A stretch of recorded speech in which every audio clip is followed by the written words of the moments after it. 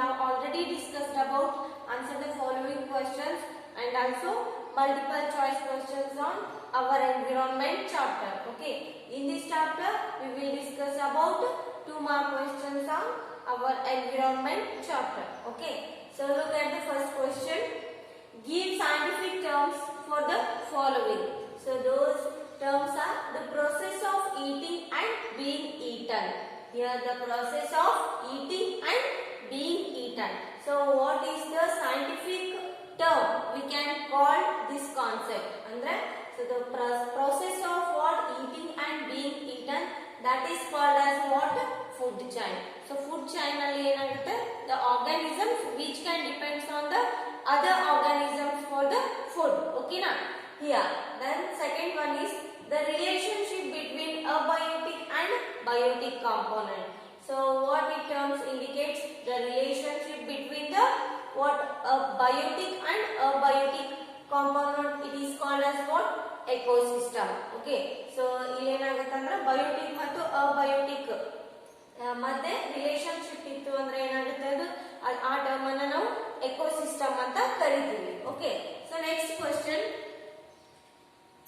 what is mean by environment? Name its components. Here the meaning of environment, it is what? Here the relationship between biotic and abiotic component, and also we can say it as everything which surrounds us. So it includes biotic and abiotic component. It is called as what? Environment, and its components are biotic and abiotic components anta ಕರೀತೀವಿ. So biotic components are nothing but what? So ಜೀವ ಇರುವಂತ ವಸ್ತುಗಳಿಗೆ ನಾವು biotic components ಅಂತ ಕರೀತೀವಿ. So plants ಆಗಿರಬಹುದು, animals and human beings, and also decomposers like microorganisms. So those are called as what? Biotic components. So next, abiotic components is nothing but what? Non-living components. Here for example, air, water, next soil, temperature. Okay, so those are called as what? Abiotic components. Okay.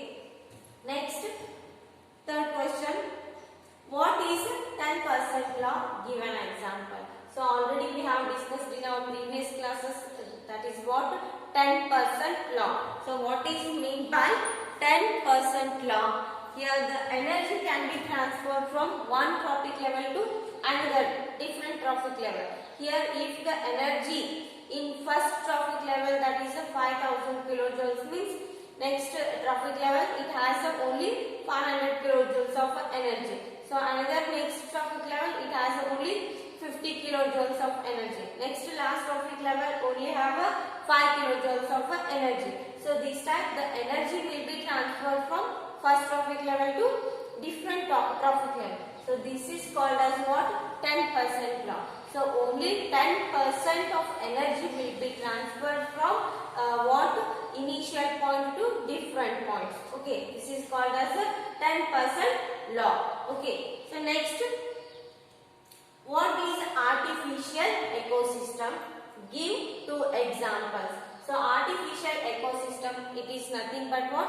Man-made ecosystem. So man-made. So ಮನುಷ್ಯನಿಂದ ತಯಾರಾದಂತ ecosystem ಗೆ ಏನಂತ ಕರೀತೀವಿ? Artificial ecosystem ಅಂತ ಕರೀತೀವಿ.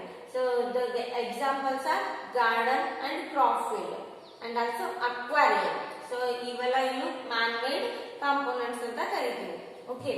So next, fifth question, energy transfer is said to be unidirectional, whereas biochemical transfer is said to be cyclic. Why? Here energy transfer is said to be unidirectional. So here of course the energy transfers from one trophic level to another trophic level, that is what we can say it as a unidirectional. It means it is not a reversible process. So only one directionally energy move ಆಗ್ತಾ ಇರುತ್ತೆ. Here whereas biochemical transfer is said to be cyclic one. Here obviously the transfer of energy, so we can say it as a unidirectional. ಅಂದ್ರೆ so energy ಯಾವಾಗಲೂ ಒಂದೇ direction ಅಲ್ಲಿ ಹೋಗ್ತಾ ಇರುತ್ತೆ. So next, biochemical energy can be cyclic ಅಂತ ಹೇಳಿದ್ದಾರೆ. Yeah, the flow of energy is what? Unidirectional. So because the energy loss as a heat to the environment can't be reutilized by the plants for the photosynthesis process here. So plants ಇಂದ produce ಆದಂತ ಎನರ್ಜಿಯನ್ನು ನಾವು ಪುನಃ ವಾಪಸ್ plants ಪುನಃ ಪಡ್ಕೊಳ್ಳಿಕ್ಕೆ ಸಾಧ್ಯ ಇಲ್ಲ. ಓಕೆನಾ? So if plants will produces more amount of water energy in the form of cereals ಆಗಿರ್ಬೋದು, ಫ್ರೂಟ್ಸ್ ಆಗಿರ್ಬೋದು. ಸೊ ನಾವೇನಾದ್ರೂ ವಾಪಸ್ ಪ್ಲಾಂಟ್ಸ್ ಗೆ ಕೊಡಕ್ ಸಾಧ್ಯನಾ? No. Here the energy can only be called as unidirectional ಅಂತ ಕರಿತೀವಿ. And biochemical transfer energy is cyclic ಅಂತ ಕೇಳ್ತಾರೆ. Here the energy decrease at each trophic level. So that is what? First trophic level, second trophic level, and 10% energy will be transferred in what? In trophic levels. So here hence it can't be reused again. So whereas biochemical transfer is a cyclic ಅಂತ ಕೇಳ್ತಾರೆ. Why? So because of this reason, nutrients utilized by plants and animals. Here the nutrients, so which are utilized by the plants and animals are returned to environment after the death of the organisms. So because of this reason, the what biochemical transfer is a cyclic ಅಂತ ಕರಿತೀವಿ. So ಸತ್ತ ಪ್ರಾಣಿಗಳ ದೇಹದಿಂದ ಅಥವಾ ಸಸ್ಯಗಳ ದೇಹದಿಂದ ಏನಾಗುತ್ತೆ? Some items produce ಆಗುತ್ತೆ. ಸೊ ಅದಕ್ಕೆ ಏನಂತ ಕರಿತೀವಿ ನಾವು? Biochemical energy is a cyclic process ಅಂತ ಕರಿತೀವಿ. So next, what is the significance of the food chain? So food chain ಇಂದ ಆಗುವಂತ ಯೂಸಸ್ ಏನು? Here the energy can be transferred from one person to another person or one organism to different organisms. Here one of the best significance of the food chain here, the energy can be transferred from one person to another person, and also it provides information about the living components of our ecosystem. So here it helps to know about the living components of the ecosystem. So andre ಏನಿದೆ? So living components, ನಮ್ಮ ecosystem ಅಲ್ಲಿ ಇರ್ತಕ್ಕಂಥ living components ಎಷ್ಟಿದಾವೆ ಅಂತ find out ಮಾಡುತ್ತೆ. So next, it helps us in understanding the interactions and what it is, interactions and interdependence among different organisms in an ecosystem. So here it will also produces the what different organisms in an ecosystem. So and also it is a pathway for the flow of energy in any ecosystem. So here this food chain can gives us what? Food in different trophic levels, and we can say it as energy can be transferred. So it is most useful for all organisms, all living organisms, for the transfer of food. So here next question is, how would you dispose the following waste? How would you dispose the following waste? Here the wastes are domestic waste like vegetable peels. So here vegetable peel ಅನ್ನ ನಾವು ಯಾವ ತರ dispose ಮಾಡಬಹುದು? So vegetable waste ಅನ್ನ ನಾವು ಯಾವ ತರ dispose ಮಾಡಬಹುದು? Here the domestic waste like vegetable peel should be decomposed of in a what kit. So ನಾವು ಯಾವುದಾದ್ರೂ ಒಂದು ಪಿಟ್ ಅನ್ನ ತಗೊಂಡ್ಬಿಟ್ಟು ಅದರಲ್ಲಿ ಡಿಕಂಪೋಸ್ ಅನ್ನ ಮಾಡಬಹುದು. ಸೊ ವೆಜಿಟೇಬಲ್ ವೇಸ್ಟ್ ಅನ್ನ ಒಂದ್ ಕಡೆ ಕೂಡಿಡಬಹುದು. ಸೊ ಕೂಡಿಟ್ಟು ಅದನ್ನ ಗೊಬ್ಬರ ಆದ್ರೂ ಮಾಡಬಹುದು. ಓಕೆನಾ? So manure, so it increases the fertility of the soil. So and one more thing, industrial waste. So industrial waste ಅನ್ನ ನಾವು ಯಾವ ತರ ಡಿಸ್ಪೋಸ್ ಮಾಡಬಹುದು ಅಂದ್ರೆ, ಸೊ ಇಂಡಸ್ಟ್ರಿಯಲ್ ಇಂದ ಬಂದಂತಹ ಎಲ್ಲ ಏನು ಹಾರ್ಮ್ಫುಲ್ ಪಾಯ್ಸನಸ್ ಕೆಮಿಕಲ್ಸ್ ಅನ್ನ ನಾವು ರಿಮೂವ್ ಮಾಡಬಹುದು. ಸೊ ಸಮ್ ಕೆಮಿಕಲ್ಸ್ ಅನ್ನ ಆಡ್ ಮಾಡೋದ್ರಿಂದ ಹಾರ್ಮ್ಫುಲ್ ಟಾಕ್ಸಿನ್ಸ್ ರಿಮೂವ್ ಆಗ್ತವೆ.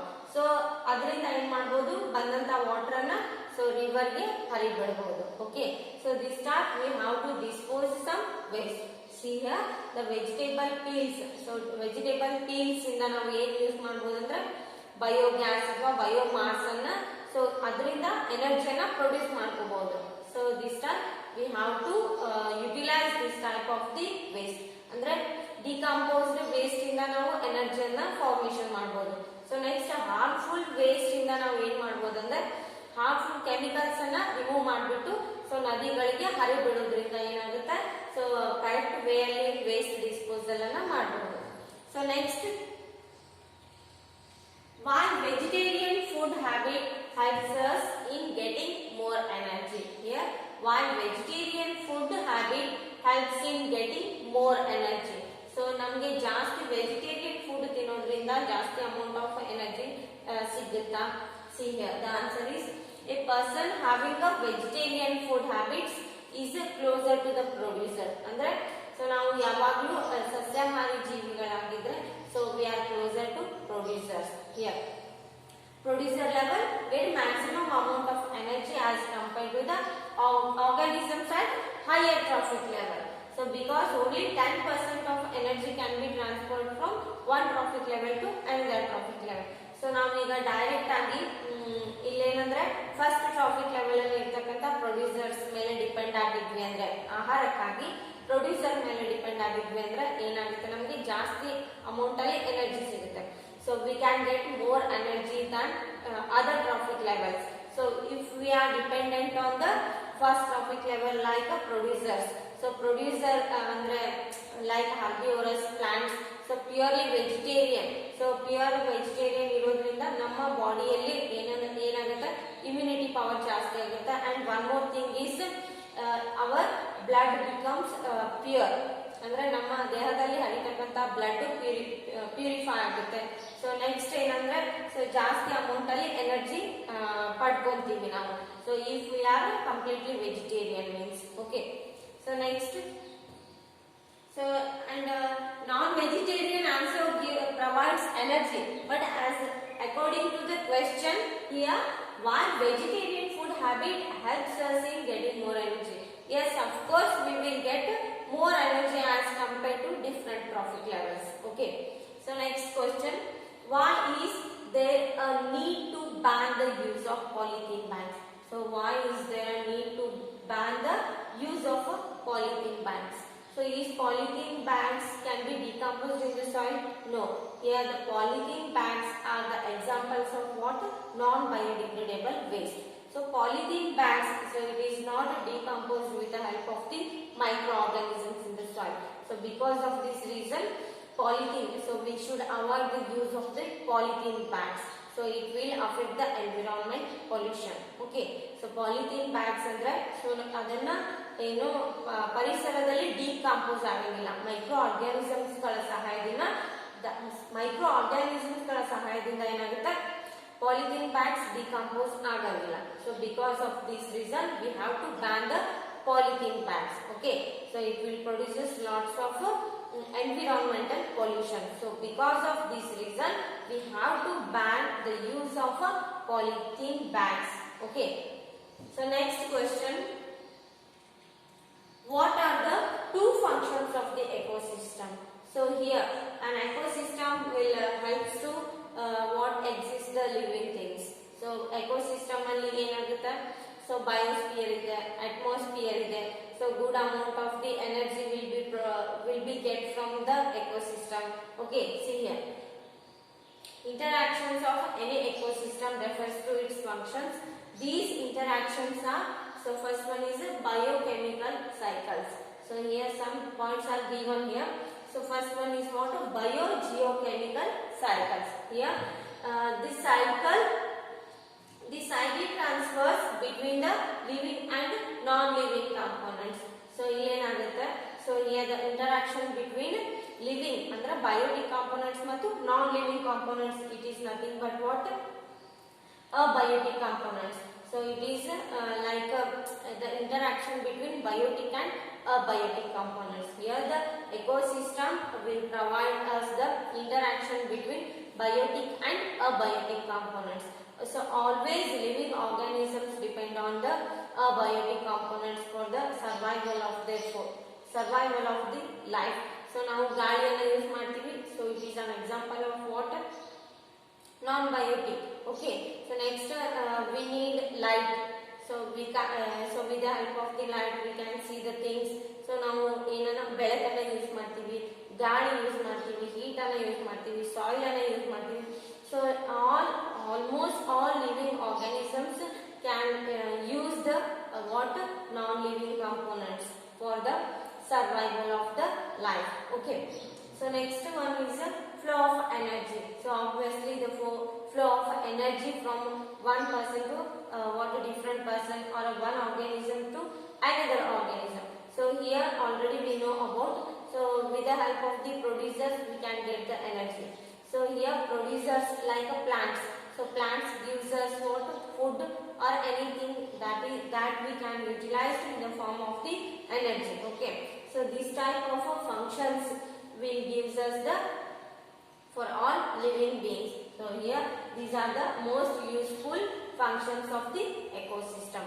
So ecosystem ಅಲ್ಲಿ ಇರತಕ್ಕಂತ ಏನಂದ್ರೆ ಇಂಟರಾಕ್ಷನ್ ಅನ್ನ ನಾವು ಯೂಸ್ ಮಾಡಬಹುದು ಬಯೋಟಿಕ್ ಮತ್ತು ಅಬಯೋಟಿಕ್ ಮಧ್ಯೆ ಇರತಕ್ಕಂತ ಏನು ಸಂಬಂಧವನ್ನ ಇದು ಎಕೋಸಿಸ್ಟಮ್ ವೃದ್ಧಿ ಮಾಡುತ್ತೆ. So next question, what percent of the solar energy is trapped? So what percent of the solar energy is trapped and utilized by the plants?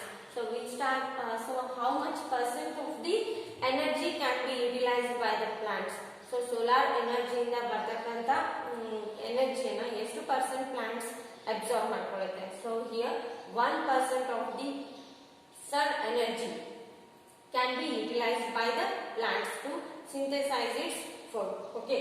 So 1% energy ಅನ್ನು ಮಾತ್ರ ಏನು ಮಾಡುತ್ತೆ ಪ್ಲಾಂಟ್ಸ್ ಸೊ ಸೋಲಾರ್ ರೇಡಿಯೇಷನ್ಸ್ ಅನ್ನು absorb ಮಾಡ್ಕೊಳ್ಳುತ್ತೆ. ಯಾವ ಎದಕ್ಕೆ use ಮಾಡ್ಕೊಳ್ಳುತ್ತೆ ಅಂದ್ರೆ synthesise its own food. Okay. So next question, so next, what are the harmful effects of acid rain? So harmful effects of acid rain, here it will causes so many water. Here acid rain contains some acids, so like nitric acid and what sulfuric acid, sulfur anta kariteve. So sulfur ಮತ್ತು nitric acid so ನಮ್ಮ ಏನು atmosphere ಅಲ್ಲಿ entry ಆಯ್ತು ಅಂದ್ರೆ so that is in the form of the acid rain. So it will causes so many destructions. So for example, first one is acid rain makes the soil acidic. So soil ಅಲ್ಲಿ ಇರತಕ್ಕಂತ humus ಅನ್ನು ಏನು ಮಾಡುತ್ತೆ destroy ಮಾಡುತ್ತೆ. Here which affect the growth of trees and also cereal crops badly. So definitely it will affect to all plants and crops. So means it will destroy all living beings. So slowly it will destroy the water fertility of the soil and also plants. So next, it makes the water of lakes, water ponds, etc.